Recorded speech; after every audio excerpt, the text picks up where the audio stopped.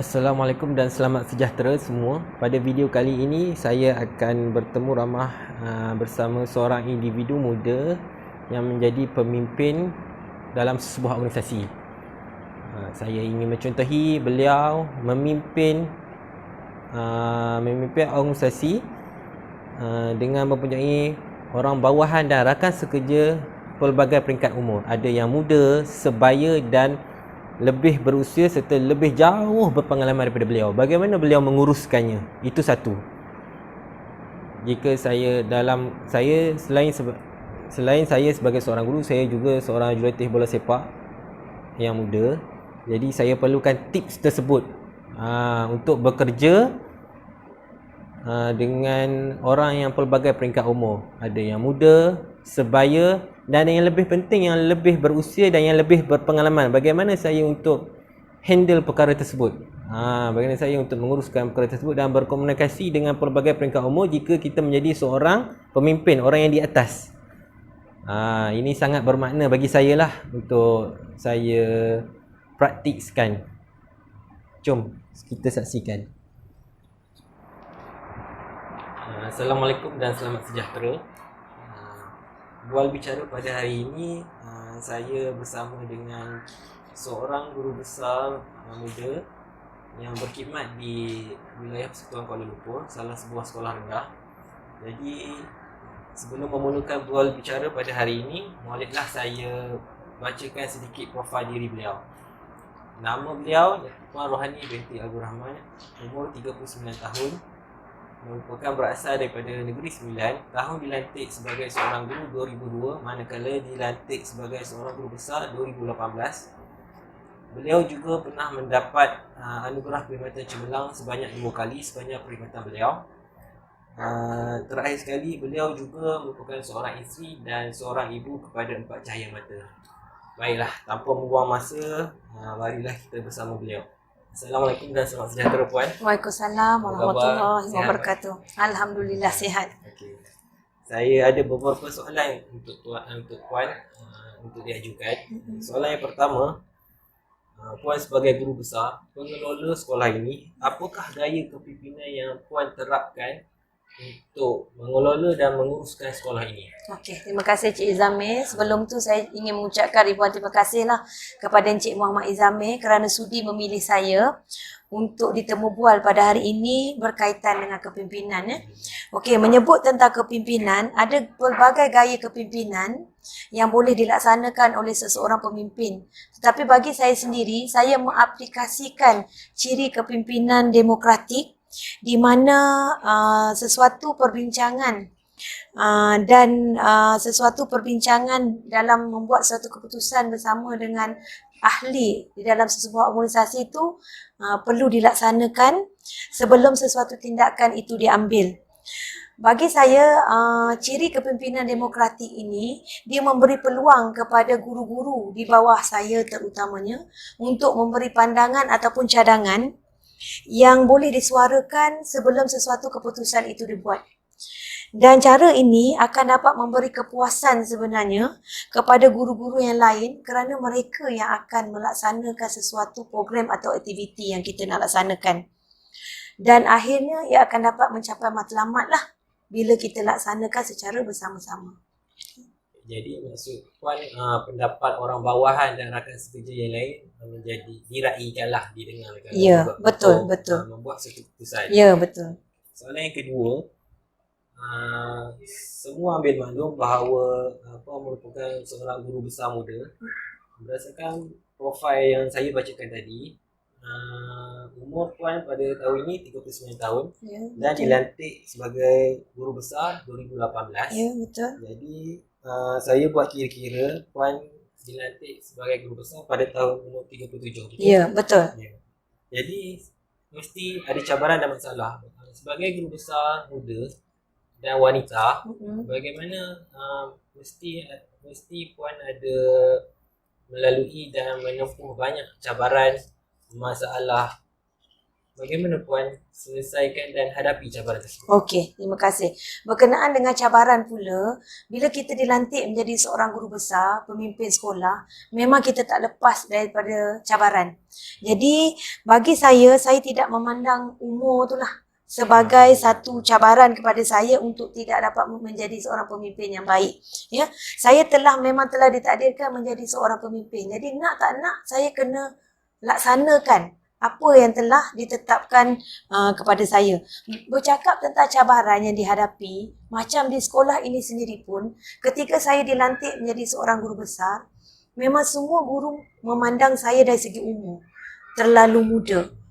Ya, betul macam Cik Izamil cakap tadi, umur 37 tahun saya dah dilantik menjadi seorang guru besar. Jadi saya rasa saya tidak perlu takut dengan cabaran tersebut.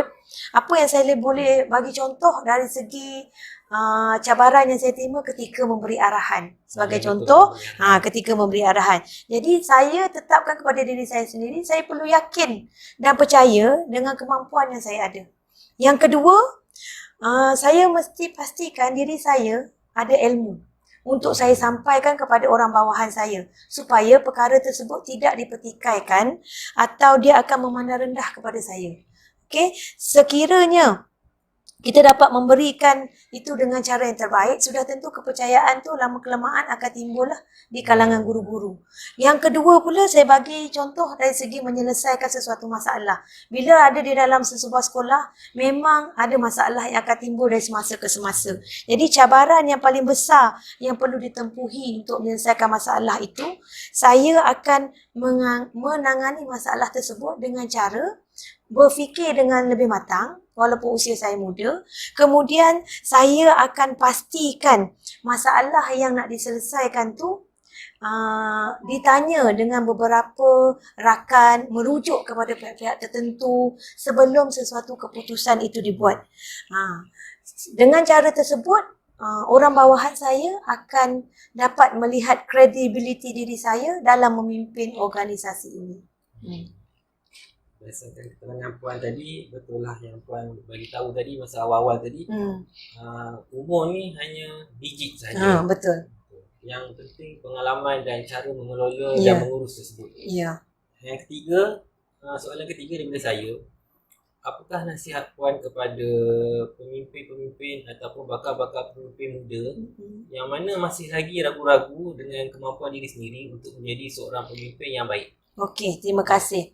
Okey, menyebut tentang nasihat sebagai pemimpin ni, walaupun saya masih baru, saya bolehlah sebutkan sedikit nasihat dan pandangan saya kepada orang-orang muda macam Cik Izamil sendiri yang ada menyimpan hasrat untuk menjadi pemimpin. Sebenarnya bukan mudah untuk kita menjadi seorang pemimpin, tapi yang penting kita kena cuba. Baru kita tahu Yang pertama sekali, kita kena berani dan yakin dengan kemampuan yang diri kita ada. Bukan semua orang boleh jadi pemimpin. Macam saya sendiri pada mulanya memang kurang yakin. Tetapi setelah kita cuba dan melaksanakan tugas-tugas yang berkaitan dengan kepimpinan, lama-kelamaan kita akan dapat rasakan kita boleh memimpin dengan baik. Yang kedua, kita mesti sentiasa belajar.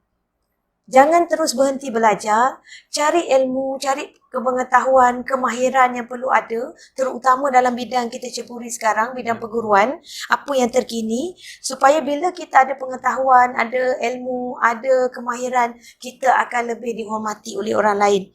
Lepas tu menyebut pula tentang tugas dan tanggungjawab. Bila seseorang pemimpin, guru besar contohnya, memberi tugas ataupun tanggungjawab kepada kita, kita mesti cuba untuk laksanakan dengan terbaik.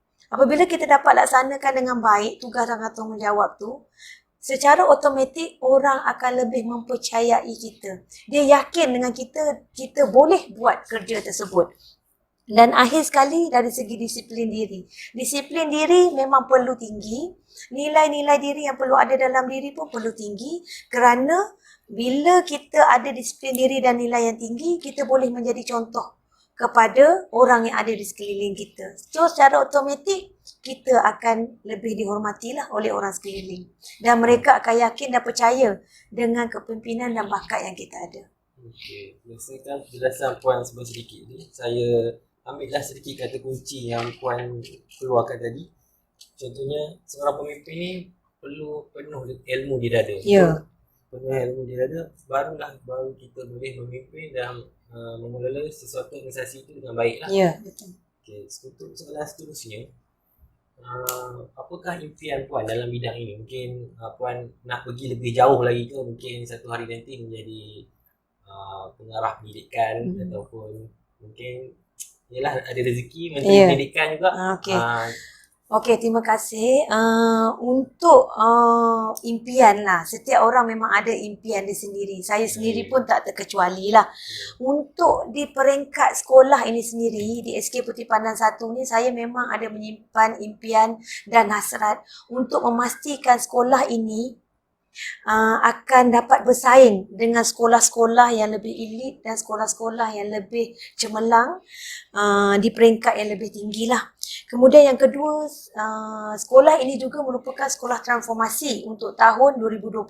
So saya menyimpan hasrat dan impian untuk mentransformasikan sekolah ini menjelang tahun 2025 supaya dia akan menjadi sekolah transformasi yang dikenali di wilayah Persekutuan Kuala Lumpur.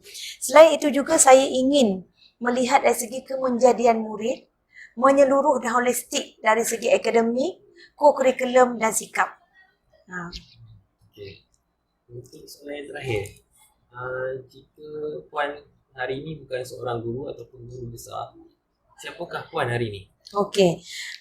Untuk soalan ini, saya memang daripada kecil bercita-cita ingin menjadi seorang guru dan akhirnya saya menjadi guru dan sekarang menjadi guru besar. Jadi sekiranya saya tak jadi guru besar, memang saya akan menjadi guru. Mungkin sampai saya pencen lah. Tapi sekarang dah berubah, saya dah menjadi seorang pemimpin iaitu guru besar. Jadi saya sangat bertuah lah dan bersyukur sebenarnya dengan apa yang saya ada sekarang. Walaupun pada permulaannya saya tidak menyimpan hasrat untuk menjadi guru besar, hanya sebagai guru, tapi saya telah mencapai lebih tinggi daripada yang sepatutnya. Jadi saya rasa amat bertuah kerana saya sentiasa dikelilingi oleh keluarga dan rakan-rakan perjuangan yang banyak membantu saya sehingga saya mencapai kejayaan dan menjadi pemimpin sehingga sekarang. Jadi saya amat berterima kasih lah kepada semua yang berada bersama saya sehingga sekarang. Maksudnya persekitaran juga main peranan yang penting untuk cita-cita Puan Rohani untuk menjadi seorang guru tercapai. Dan memang saya tengok Puan Rohani memang ada nilai-nilai seorang guru lah. Menyebut juga tentang perkara tersebut, bila kita ingin menjadi diri sendiri yang di peringkat lebih tinggi, kita jangan tunjukkan sebagai lakonan. Kita mesti buat dengan ikhlas, lahir daripada hati kita sendiri supaya perkara tersebut akan datang sendiri kepada kita. Jangan kita paksa diri kita untuk jadi lebih baik sedangkan kita tak mampu. Kita melakukan kerja satu tugas seikhlas hati dan apa-apa reward yang datang kemudian hari itu dia akan datang sendiri sebab kita lakukan satu tugas itu dengan ikhlas lah. Ya, betul. Okay. Sampai di sini sajalah bual bicara saya bersama dengan Puan Rohani binti Abdul Rahman selaku Guru Besar SK Puteri Pandan 1 di bawah tajuk kepimpinan. Terima kasih saya ucapkan kepada Puan Rohani sanggup meluangkan masa bersama saya. Jadi saya harapkan segala informasi, ilmu, perkongsian yang Puan kongsikan sebentar tadi dapat dijadikan iktibar dan ikutan kepada diri saya sendiri khususnya dan menjadi ikutan juga kepada mereka-mereka yang menonton video ini. Baiklah, sekian, terima kasih. Okey, terima kasih.